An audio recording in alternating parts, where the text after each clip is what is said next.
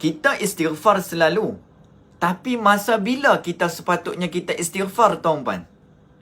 Masa bila istighfar itu patut dilakukan? Allah Ta'ala berfirman apa dia? Wastaghfirullaha innallaha ghafurur rahim. Maksud dia apa, tuan-puan? Okey, makna istighfar ni, makna ayat tadi apa dia? Dan mohonlah ampun kepada Allah. Okey, sesungguhnya dia Maha Pengampun lagi Maha Mengasihani. Allah suruh minta ampun. Tetapi waktu bila, tuan-puan, kita nak minta ampun ni? Mari kita tengok. Okey, yang pertama, maksud istighfar itu sendiri apa dia? Yang pertama adalah maksud istighfar itu menundukkan hati kita.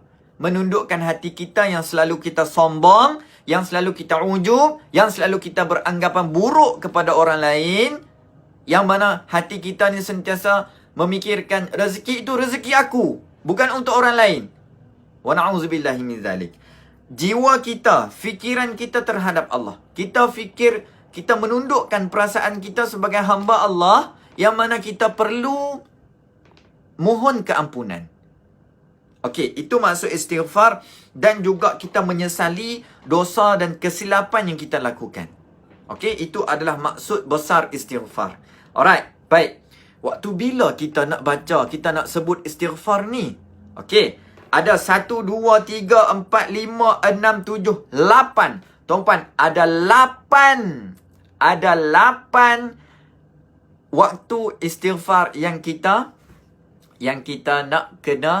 nak kena buat ni. Apa dia, tuan-puan? Okey, yang pertama, sepanjang hari, siang dan malam. Yang pertama, Ustaz, itu bukan spesifik dah. Itu adalah umum dah tu. Keseluruhan hari kita kena buat istighfar. Yes, tuan-puan, selagi mana kita bernyawa, selagi itu kita istighfar. Yang pertama. Dan yang kedua, dia pergi kepada kecil-kecil dah. Yang kedua apa dia, tuan-puan? Selepas buat dosa, terus istighfar.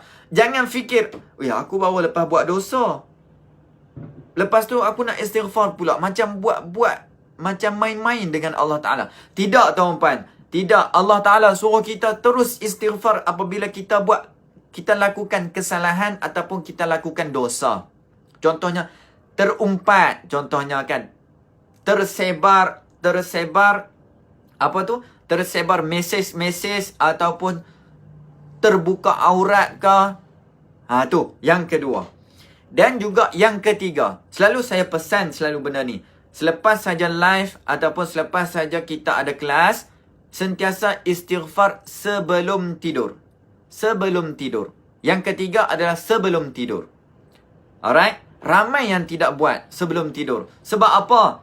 Terus fikirkan nak tidur. Sebab apa? Nak bangun sahur esok. Contoh. Nak bangun awal pagi esok. Kan? Terlupa yang dia tu nak mati sekejap lagi.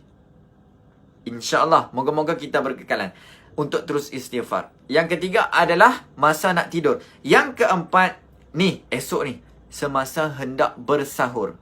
Semasa hendak bersahur. Alright? Nak sahur. Orang Penang kata, orang Utara kata nak sok. Kan? Kalau orang Baling kata apa tau? So. Nampak tak? Orang Baling ni dia macam orang putih sikit. Sahur tu dia pendekkan so. Kan?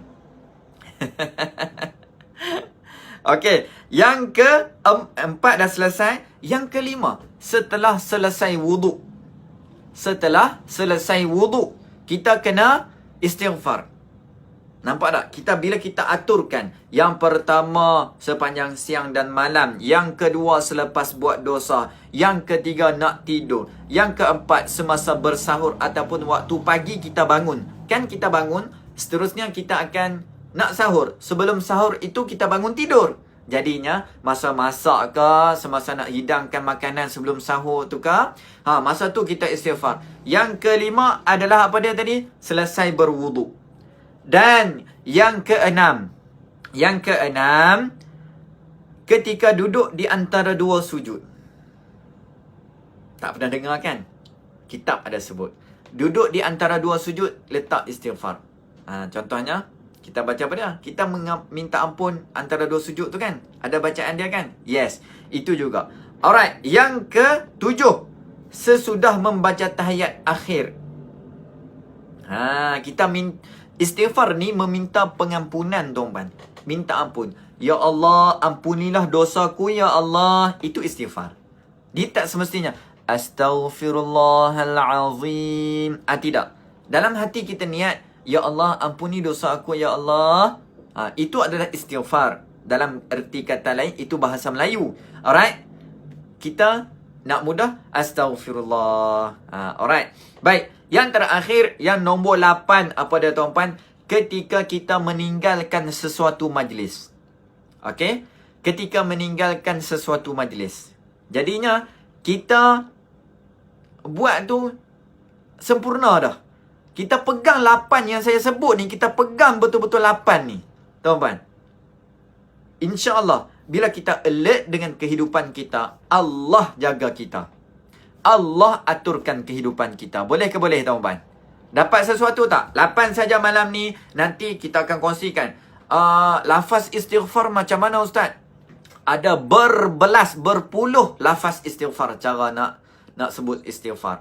Ada istighfar khas macam tu, khas macam ni. Tapi yang penting, yang paling tinggi darjat dia adalah Sayyidul Istighfar. Alright, boleh. So, sebelum dapat hafal Sayyidul Istighfar, amalkan dulu Astaghfirullahalazim. Yang tu yang pendek. Astaghfirullahalazim alladzi la ilaha illa huwal hayyul qayyum wa atubu ilaih. Itu yang panjang sikit. Yang ketiga, Sayyidul Istighfar tadi. Alright. Boleh? Dapat sesuatu tak, tuan-puan? Kalau dapat sesuatu, tuan-puan kongsikan kepada orang lain supaya ramai lagi yang dapat manfaat macam ni. Bila mana orang buat waktu-waktu yang saya kongsikan dalam video ni, tuan-puan kongsikan dan orang lain buat sebab tuan-puan kongsi, tuan-puan dapat sama macam dia buat tanpa mengurangi pahala yang dia dapat. Dia buat dapat satu, kita dapat satu tanpa kita buat. Kalau kita buat, dapat 2. Kalau kita kongsikan beribu-ribu orang lagi, Masya Allah. Duduk saja dapat saham, tuan-puan. Duduk saja dapat saham. Kita tak istighfar tetapi dosa kita terhakis. Sebab apa? Kita kongsikan satu video berkenaan dengan istighfar. Masya Allah. Alhamdulillah. Moga-moga bermanfaat buat anda semua. Buat tuan-puan semua. InsyaAllah yang mana baru masuk, yang tak pernah kenal lagi, saya Ustaz Zo. Tuan-puan tolong tekan butang follow mymengaji.com. Boleh juga subscribe YouTube channel mymengaji.com. Banyak perkongsian kita berkongsi di dalam tu, InsyaAllah. Especially dalam live kita jalankan setiap hari di page mymengaji.com. InsyaAllah. Alhamdulillah.